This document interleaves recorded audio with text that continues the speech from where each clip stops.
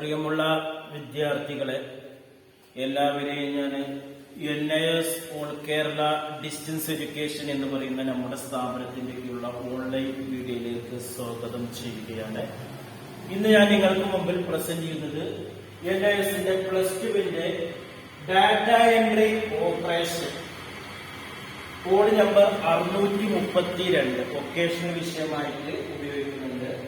അതേപോലെ തന്നെ non vocational വിഷയമായിട്ട് നമ്മൾ +2 ഡാറ്റ എൻട്രി 336 ഉപയോഗിക്കുന്നു. ഈ രണ്ട് പേപ്പറിന്റെയും കോമൺ ആയിട്ട് വരുന്ന 7ാമത്തെ ചാപ്റ്റർ ആണ് ഫോർമാറ്റിംഗ് വർക്ക് ഷീറ്റ് എന്ന് പറയുന്നത്. മൈക്രോസോഫ്റ്റ് എക്സൽ എന്നുള്ളതിന്റെ തുടർച്ചയായിട്ടുള്ള ഭാഗമാണ്. ഇതിന്റെ 2 ക്ലാസ്സുകളിൽ നമ്മൾ എടുത്തു കഴിഞ്ഞു. സ്പ്രെഡ്ഷീറ്റ് എന്നുള്ള ഭാഗം അതിന്റെ തുടർച്ചയായിട്ടാണ് ഇതിൽ വരുന്നത്. വർക്ക് ഷീറ്റുകളൊക്കെ എങ്ങനെയൊക്കെയാണ് അതിൽ ഫോർമാറ്റ് ചെയ്യുന്നതിനെ കുറിച്ചിട്ടാണ് ഈ വീഡിയോയിൽ അവതരിപ്പിക്കുന്നത്. എന്റെ വീഡിയോ കേൾക്കുന്ന എല്ലാവരും ലൈക്ക് ചെയ്യുക, ഷെയർ ചെയ്യുക, കമന്റ് ചെയ്യുക. പ്രത്യേകിച്ച് നമ്മുടെ ക്ലാസ്സുകൾ NISന്റെ എക്സാം ഓറിയന്റഡ് ആയിട്ടുള്ള എല്ലാ വിഷയങ്ങളുടെ ക്ലാസ്സുകൾ കിട്ടാൻ വേണ്ടിയിട്ടും നോട്ടിഫിക്കേഷൻ അറിയാൻ വേണ്ടിയിട്ടും പ്രത്യേകിച്ച് പ്രാക്ടിക്കൽ എക്സാം, തിയറി എക്സാം എങ്ങനെയായിരിക്കും എന്നുള്ളതിന്റെയൊക്കെ ഒരു മോഡൽ നിങ്ങളുടെ മുമ്പിൽ നമ്മൾ അവതരിപ്പിക്കാൻ ഉദ്ദേശിച്ചിട്ടുണ്ട്. കൂടുതൽ വിവരങ്ങൾക്ക് നിങ്ങൾ എന്റെ ചാനൽ ലൈക്ക് ചെയ്യുക, സബ്സ്ക്രൈബ് ചെയ്യുക. ഓക്കെ, ഇതില് നമ്മൾ സാധാരണ മൈക്രോസോഫ്റ്റ് എക്സലിൽ വർക്ക് ഷീറ്റുകളുടെ സൈസ്, അതേപോലെ തന്നെ കളറ്, അതിൽ ടൈപ്പ് ചെയ്യുന്ന ഡാറ്റകളുടെ ഫോണ്ട് സൈസ്, വർക്ക് ഷീറ്റിന്റെ ബോർഡർ, കളറ്, ബാക്ക്ഗ്രൗണ്ട്, ഇതിനൊക്കെയാണ് നമ്മൾ ഫോർമാറ്റിംഗ് ഉപയോഗിക്കുന്നത്. ഫോർമാറ്റിംഗ് 3 സ്ഥലത്താണ് നമ്മൾ ഉപയോഗിക്കുന്നത്. ഒന്ന് home tab, 2 mini tool bar. Mini tool bar എന്ന് പറഞ്ഞാൽ ഒരു സെല്ലിന്റെയോ റേഞ്ചിന്റെയോ വലത് ഭാഗത്ത് ക്ലിക്ക് ചെയ്യുമ്പോൾ കാണുന്നതാണ് മിനി ടൂൾ ബാർ.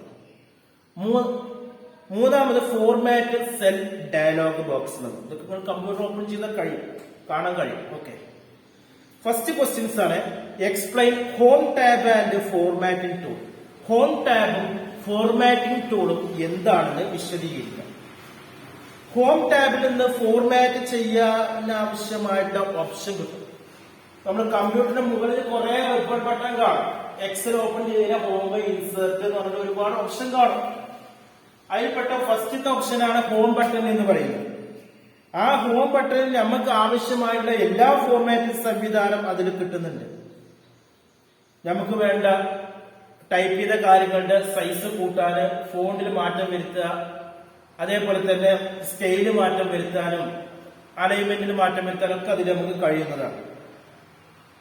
ഇനി രണ്ടാമത്തെ ചോദ്യമാണ് describe A mini tool bar. Mini tool bar എന്തെന്ന് വിശദീകരിക്കുക.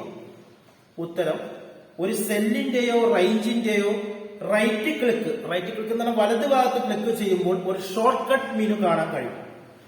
ആ ഷോർട്ട് കട്ട് മെനുവിന്റെ മുകളിലായി ഒരു മിനി ടൂൾ ബാർ കാണപ്പെടുന്നു.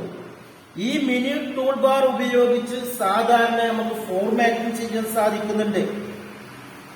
മിനി ടൂൾ ബാറിലുള്ള ഫോർമാറ്റിംഗ് കൺട്രോളുകൾ നമ്മൾ പറയുന്നുണ്ട്. ഫോണ്ട് ടൈപ്പ് പറയുന്നുണ്ട്, ഫോണ്ട് സൈസ് വരുന്നുണ്ട്, ഫോണ്ടിന്റെ വലിപ്പം കൂട്ടുക, ഡിക്രീസ് ഇൻക്രീസ് ഫോണ്ട്, ഫോണ്ടിന്റെ വലിപ്പം കുറയ്ക്കുക, ഡിക്രീസ് ഫോണ്ട്, അക്കൗണ്ടിംഗ് നമ്പർ ഫോർമാറ്റിൽ വരുന്നുണ്ട്, കോമ സ്റ്റൈല് വരുന്നുണ്ട്, ഫോണ്ട് കളർ വരുന്നുണ്ട്, ഒക്കെ അതിൽ വരുന്നുണ്ട്.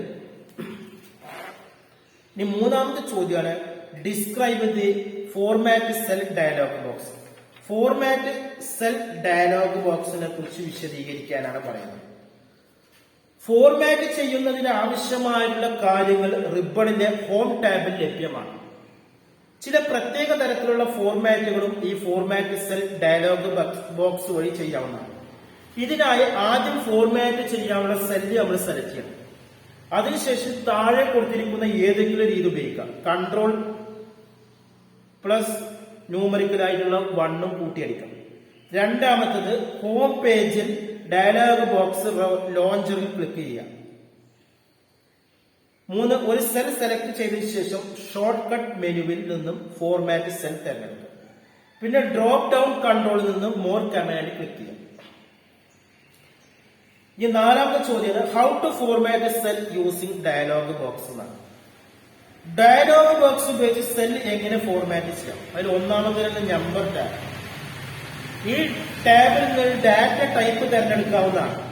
ഫോർമാറ്റ് ചെയ്യുന്നതിനുള്ള സെല്ല് സെലക്ട് ചെയ്യുക, അതിനുശേഷം കാറ്റഗറി ഏതെന്ന് സെലക്ട് ചെയ്യുക. ജനറൽ സെലക്ട് ചെയ്താൽ അതിൽ ടെക്സ്റ്റും നമ്പറും ഉൾപ്പെടുന്നു. അതിൽ പ്രത്യേകമായ ഒരു നമ്പർ ഫോർമാറ്റ് ഉണ്ടാകില്ല. നമ്പർ കാറ്റഗറിയിൽ നമ്പറിൽ ഇന്റീജറായും ഡെസിമലായിട്ട് രേഖപ്പെടുത്തുക. പിന്നെ പറയുന്നതാണ് അലൈൻമെന്റ് ടാബ്. ഈ ഓപ്ഷൻ ഉപയോഗിച്ച് ഒരു സെല്ലിനുള്ളിലുള്ള ഡാറ്റയുടെ അലൈൻമെന്റും പൊസിഷനും ക്രമീകരിക്കാവുന്നതാണ്. 3 ഫോണ്ട് ടാബ്. ഇതുപയോഗിച്ച് ഡാറ്റയെ ബോൾഡ്, ഇറ്റാലിക്സ്, അണ്ടർലൈൻ മുതലായവ ചെയ്യാൻ സാധിക്കും. 4 border and pattern tab. Border ഉണ്ടാക്കാനും ഫോണ്ട് കളർ മാറ്റുവാനും സെൽഫ് ഷെയ്ഡിങ്ങിനും സാധിക്കും. 5 ഡേറ്റ് ആൻഡ് ടൈം. ഡേറ്റ് ഫോർമാറ്റും ടൈം ഫോർമാറ്റും ഇത് ഉപയോഗിച്ച് നമുക്ക് വ്യത്യസ്തപ്പെടുത്താം എന്നതാണ്. അഞ്ചാമത്തെ ചോദ്യമാണ് വാട്ട് ഈസ് ഫോർമാറ്റ് പെയിന്റർ. എന്താണ് ഫോർമാറ്റ് പെയിന്റർ എന്ന് പറഞ്ഞാൽ അതിന്റെ ഉത്തരാണ് സ്റ്റാൻഡേർഡ് ടൂൾ ബാറിലുള്ള ടെക്സ്റ്റ് ഫോർമാറ്റ് ചെയ്യുന്നതിനുള്ള ഓപ്ഷനാണ് format painter. Font style, number format, date format, border എന്നീ ഓപ്ഷനാണ് ഫോർമാറ്റ് പെയിന്ററിൽ ഉള്ളത്. ഫോർമാറ്റ് പെയിന്റർ ക്ലിക്ക് ചെയ്യുക, എസ്കേപ്പ് പ്രസ് ചെയ്താൽ അത് ക്യാൻസൽ ആവുകയും ചെയ്യും. ഇനി അടുത്ത ചോദ്യമാണ് what you mean by auto format. എന്താണ് ഓട്ടോ ഫോർമാറ്റ്? എക്സലിന് ഓട്ടോ ഫോർമാറ്റ് ഫീച്ചർ ഉണ്ട്. ഫോർമാറ്റ് ചെയ്യുന്നതിന് എക്സലിൽ സെറ്റ് ചെയ്തിരിക്കുന്ന കാര്യങ്ങളാണ് ഓട്ടോ ഫോർമാറ്റ് ഫീച്ചേഴ്സ് എന്ന് പറയുന്നത്. അവയെല്ലാം എക്സലിൽ തന്നെ ഉള്ള table style, number format, font എന്നിവയാണ്. ഏഴാമത്തെ ചോദ്യമാണ് write the step to protect and unprotect the worksheet ആണ്. ഒരു വർക്ക് ഷീറ്റ് എങ്ങനെയാണ് പ്രൊട്ടക്ട് ചെയ്യുന്നത്, സംരക്ഷിക്കുന്നത്, അൺപ്രൊട്ടക്ട് എങ്ങനെ സംരക്ഷിക്കാതിരിക്കാൻ കഴിയുന്നതാണ്. എങ്ങനെ പ്രൊട്ടക്ട് ചെയ്യുന്നത് എങ്ങനെയെന്ന് വെച്ചാൽ ഹോം ടാബ് സെലക്ട് ചെയ്യുക, അതിൽ ക്ലിക്ക് ഫോർമാറ്റ് ചെയ്യുക, പ്രൊട്ടക്ട് ഷീറ്റ് തിരഞ്ഞെടുക്കുക. അപ്പോൾ ഒരു ഡയലോഗ് ബോക്സ് ഉണ്ടാവും, അതിനകം പാസ്വേഡ് എൻ്റർ ചെയ്യുക, പാസ്വേഡ് വീണ്ടും ടൈപ്പ് ചെയ്ത് കൺഫേം ആക്കുക. ഇനി എങ്ങനെയാണ് അൺപ്രൊട്ടക്ട് സംരക്ഷിക്കാതിരിക്കുക?